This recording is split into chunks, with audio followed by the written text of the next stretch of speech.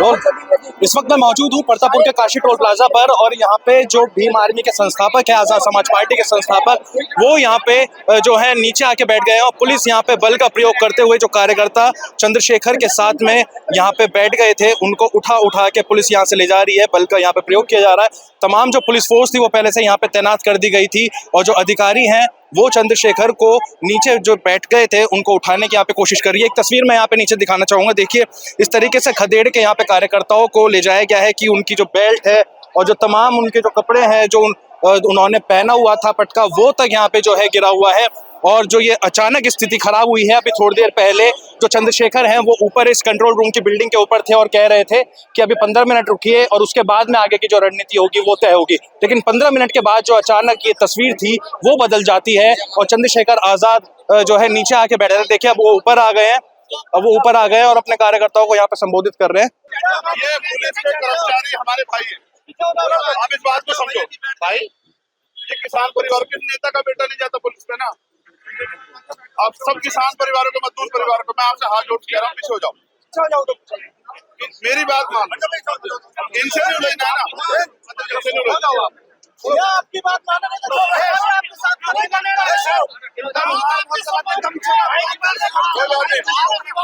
से कम सम्मान राजकाज करके पड़ेगा।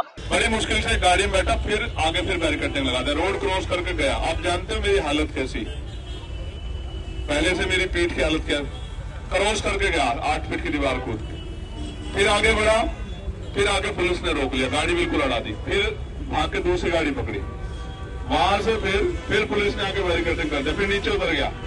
एक छोटा भाई है मिल गया, उसकी मोटरसाइकिल से गांव में गया, वहां से 2 मोटरसाइकिल कैसे कैसे घूमता हुआ आ रहा हूँ मुझे ही पता। और आप जानते हो मैं मोटरसाइकिलों का सफर नहीं करने की स्थिति में, लेकिन कभी कभी कुछ लड़ाई स्वाभिमान सम्मान की, मैं नहीं लड़ूंगा तो कौन लड़ेगा आप बताओ। सबका अपना वो हो सकता है, लेकिन यहाँ तो कुछ है नहीं ना, यहाँ तो जीवन ही उनके नाम है। आपसे आग्रह बैठे रहना, क्योंकि मैं नहीं चाहता कोई एक सवाल खड़ा करे, मैं ही नहीं चाहता। रविंद्र भाई समझा के बिठा कर, आप इतना सा मौका दोगे वो तो तैयार बैठे हैं कि आपको गलत साबित कर सकते, लेकिन आप एहसास करो मैं आपके लिए एक बात छोड़ के जा रहा हूँ। वहां जाते हुए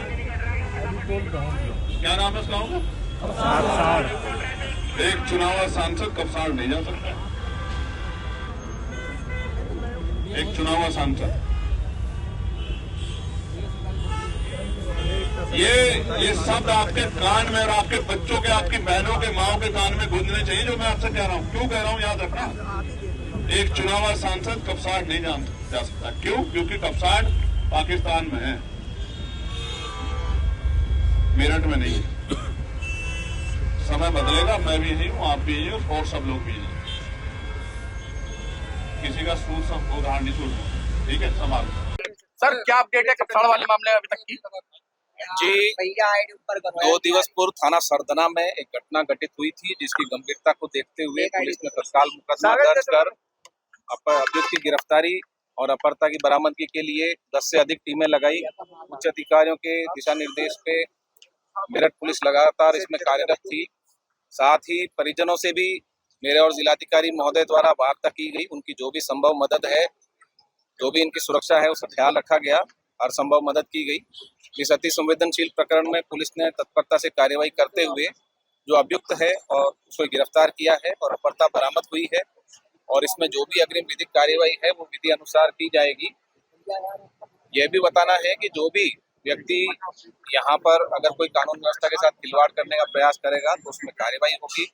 फिलहाल पूरे प्रकरण के दौरान सुरक्षा व्यवस्था, शांति व्यवस्था पुलिस ने बनाए रखी, प्रशासन ने बनाए रखी और इसमें जो परिजन हैं उनके साथ संवेदनशीलता से जो भी उनकी मांगे थी वो सुनी गई और हर संभव विधिक मदद उनकी की गई।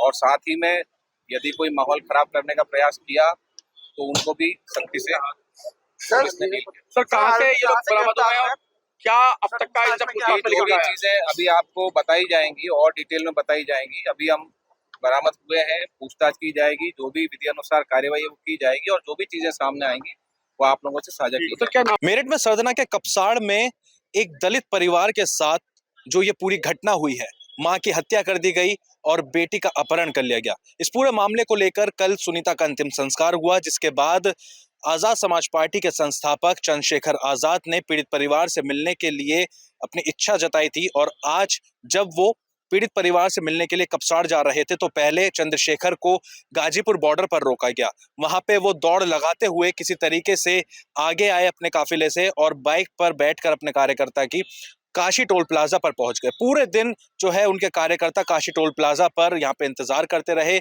और देर शाम जब चंद्रशेखर यहाँ पहुंचे तो पूरी तरीके से मुंह पर कपड़ा ढककर और चुपचाप अंदाज में वो सामने आए, जिसके बाद कार्यकर्ताओं ने उनको देख लिया। अमर उजाला ने कोशिश करी थी उनसे जाके बातचीत करने की, लेकिन भीड़ बहुत ज्यादा थी और उस भीड़ में भी उन्होंने कहा कि मुझे रोकने की कोशिश जरूर की गई, लेकिन मैं पीड़ित परिवार से मिलूंगा जरूर। उसके बाद चंद्रशेखर काशी टोल प्लाजा पर आके रुके। ये परतापुर का काशी टोल प्लाजा है, यहाँ से मेरठ की सीमा शुरू हो जाती है और यहाँ से तकरीबन जो कपसाड़ गांव है वो कपसाड़ गांव तकरीबन 40 से 45 किलोमीटर दूर है। सुबह से ही पुलिस बल यहाँ पे तैनात किया गया था। आरएएफ, पीएसी, क्यूआरटी और तमाम जो सुरक्षा बल थे वो यहाँ तैनात कर दिए गए थे। चंद्रशेखर यहाँ पहुंचते हैं, कार्यकर्ताओं के बीच में वो बैठते हैं, मीडिया से वो बातचीत करते हैं। इस बीच चंद्रशेखर जो यहाँ पे टोल की जो कंट्रोल रूम बिल्डिंग बनी हुई है यहाँ पे वो अपने कुछ जो पार्टी के पदाधिकारी हैं उनके साथ यहाँ आते हैं।